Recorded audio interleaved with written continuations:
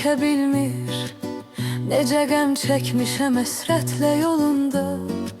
Bəlkə bilmir onu sevmək olmadan da çətindir. Denə bilsin bişarə aşiqiyəm rəsmi elimdə.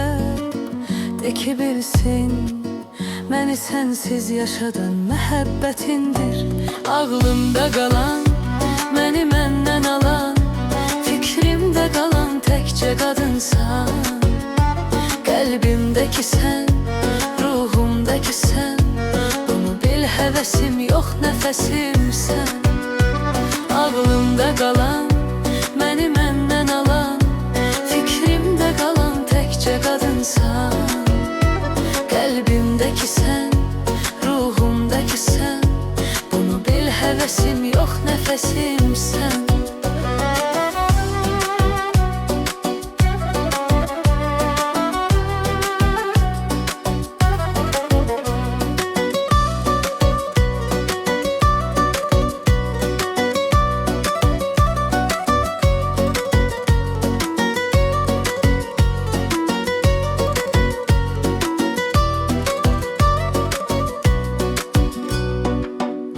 Tanışdan, nə də dostdan xəbərini almadım ey yar. Otağımda asılan rəsminə baxdıqca danışdım. Bil ki sənsiz nə bir arzu, nə bir istək, ümidim var. Bəlkə döndün deyə ey səbirlə, möhnətlə barışdım.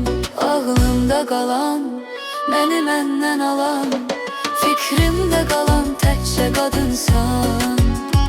Qəlbimdəki sən, ruhumdakı sən, bunu bil həvəsim yox nəfəsimsən.